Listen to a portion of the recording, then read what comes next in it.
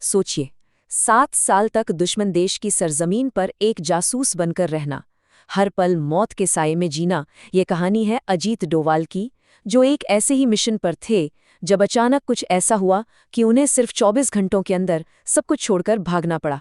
जासूसी की दुनिया में ना, एक गलत कदम, एक गलत शब्द या फिर बस एक गलत नज़र, बस इतना ही काफ़ी होता है। ये जिंदगी और मौत के बीच का फासला तय कर देती है।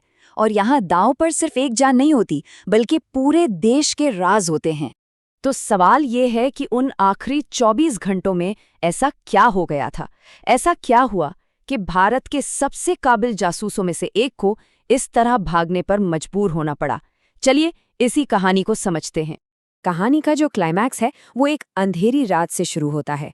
डोवाल अपने कमरे में थे जब उनकी नज़र बाहर गली में कुछ अनजान चेहरों पर पड़ी। ये वो लोग थे जिन्हें उन्होंने पहले कभी नहीं देखा था, और बस उसी एक पल में वो समझ गए कि कुछ बहुत गलत होने वाला है। देखिए, एक ट्रेंड इंटेलिजेंस ऑफिसर के लिए ना, ऐसे इशारे ही काफ़ी होते हैं।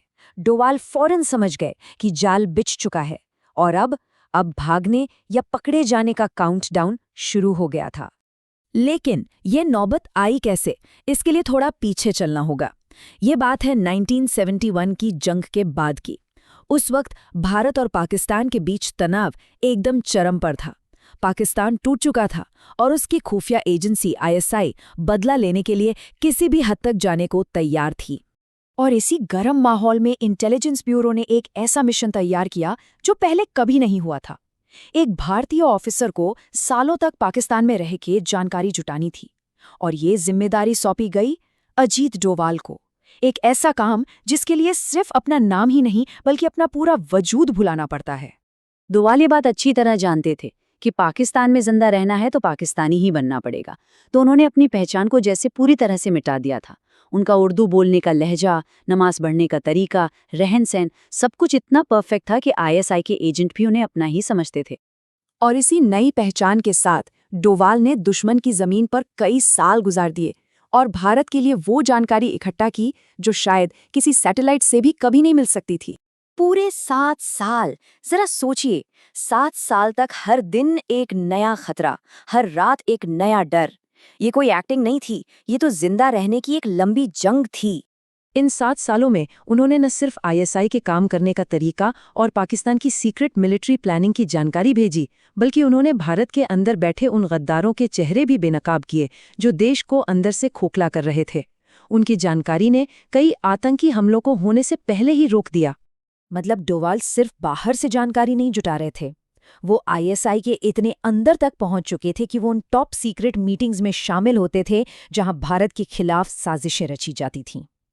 ये उनकी काबिलियत का सबसे बड़ा सबूत था कि वो दुश्मन के दिल में बैठकर भारत की रक्षा कर रहे थे। लेकिन जैसे जैसे वक्त बीता, ISI को शक होने लगा कि उनकी जानकारी कहीं लीक हो रही है।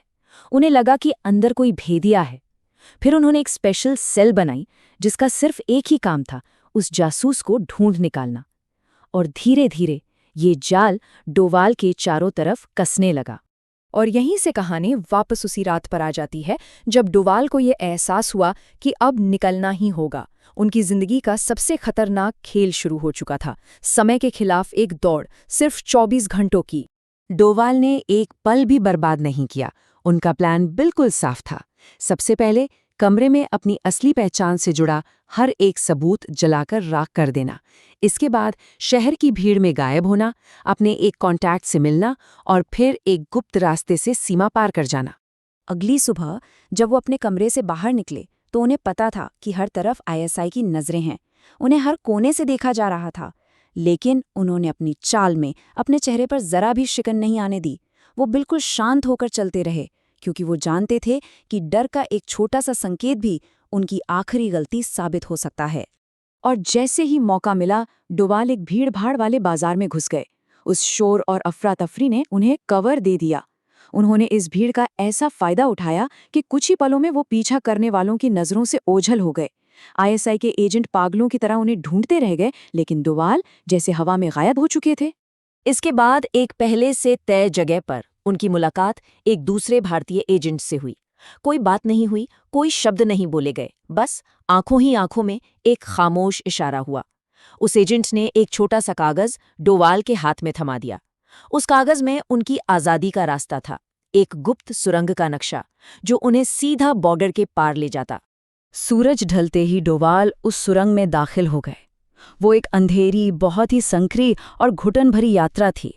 घंटों तक वो उस सुरंग में चलते रहे और फिर आखिर में उन्हें एक हल्की सी रोशनी की किरण दिखाई दी। वो समझ गए कि मंजिल करीब है। जब वो सुरंग से बाहर निकले तो हवा बदल चुकी थी, माहौल बदल चुका था। वो पाकिस्तान की सीमा पार कर चुके थे। वो सुरक्षित थे।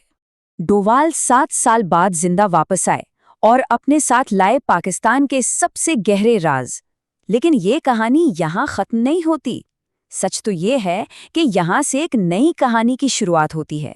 वो जो जानकारी लेकर आए थे वो इतनी कीमती, इतनी अहम थी कि उसने आने वाले कई सालों के लिए भारत की पूरी खुफिया रणनीति को ही बदल कर रख दिया। उनकी दी हुई जानकारी की वजह से भारतीय एजेंसियों ने अनगिनत खतरों को टाला और देश को सुरक्षित रखा। इसके बाद डोवाल का करियर नई ऊंचाइयों पर पहुंच गया। 2005 में वो इंटेलिजेंस ब्यूरो के डायरेक्टर बने और 2014 में उन्हें देश का राष्ट्रीय सुरक्षा सलाहकार यानी कि नेशनल सिक्योरिटी एडवाइजर बनाया गया, जो भारत की सुरक्षा नीति को बनाने वाली सबसे बड़ी और सबसे ज़रूरी भूमिकाओं में से एक है। मतलब सोचिए, ये सफ़र कितना शानदार है। वो इंसान जो कभी अपनी पहचान छुपाकर दुश्मन की गलियों में घूमता था, आज वही इंसान भारत की सुरक्षा का सबसे बड़ा और जाना माना चेहरा है। डोवाल की कहानी हमें ये दिखाती है कि पर्दे के पीछे बहुत कुछ ऐसा होता है जो शायद कभी पूरी तरह से सामने नहीं आता।